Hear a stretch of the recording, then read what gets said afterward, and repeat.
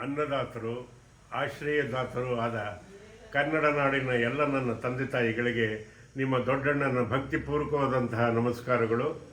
ನಿಮಗೆ ಒಂದು ವಿಷಯವನ್ನು ನಾನು ತಿಳಿಸಲೇಬೇಕು. ಏನು ಅಂದರೆ, ಇವತ್ತು ಬೆಳಗ್ಗೆನೆ ನಾನು ಹೇಳೋದಕ್ಕಿಂತ ಮುಂಚೆನೇ ಯಾರೋ ಅವಿವೇಕಿಗಳು ನಾನು ನಿಧನವಾಗಿದ್ದೀನಿ ಅನ್ನೋದನ್ನು ಫೇಕ್ ನ್ಯೂಸಲ್ಲಿ ಹಾಕಿದ್ದಾರೆ.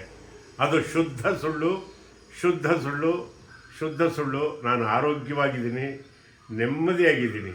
ಹಾಗಾಗಿ ಈ ವಿಷಯನ ತಮಗೆಲ್ಲ ತಿಳಿಸ್ಬೇಕು. ನನಗೆ ಬೆಳಗ್ಗೆಯಿಂದ ಮುಖ ತೊಳ್ಕೊಳ್ಳೋದಕ್ಕೂ ಬಿಡ್ತಾಯಿಲ್ಲ. ಎಲ್ಲ ನನ್ನ ಪ್ರೀತಿ ಪಾತ್ರರು, ನನ್ನ ಅಭಿಮಾನಿಗಳು, ನನ್ನ ಬಂಧು ಬಳಗದವರು, ನನ್ನ ಮಕ್ಕಳು ಮೊಮ್ಮಕ್ಕಳು ಎಲ್ಲ ಫೋನ್ ಮಾಡ್ತಾಯಿದ್ರು. ಅದಕ್ಕೋಸ್ಕರ ಈ ವಿಡಿಯೋ ಮಾಡಿ ನಿಮ್ಗೆ ಆಗ್ತಾಯಿದ್ದೀನಿ. ನಾನು ಆರೋಗ್ಯವಾಗಿದ್ದೀನಿ. ಎಲ್ಲಿವರೆಗೂ ನಿಮ್ಮ ಆಶೀರ್ವಾದ ಚೆನ್ನಾಗಿರುತ್ತೋ ನಾನು 100 ಕಾಲ ಚೆನ್ನಾಗಿರ್ತೀನಿ ಅನ್ನೋದೇ ನನ್ನ ನಂಬಿಕೆ. ನನ್ನ ಮೇಲೆ ಈ ರೀತಿ ಪ್ರೀತಿ ವಿಶ್ವಾಸ ಇಟ್ಟಿದ್ದಕ್ಕೆ ಎಲ್ಲರಿಗೂ ವಂದನೆ.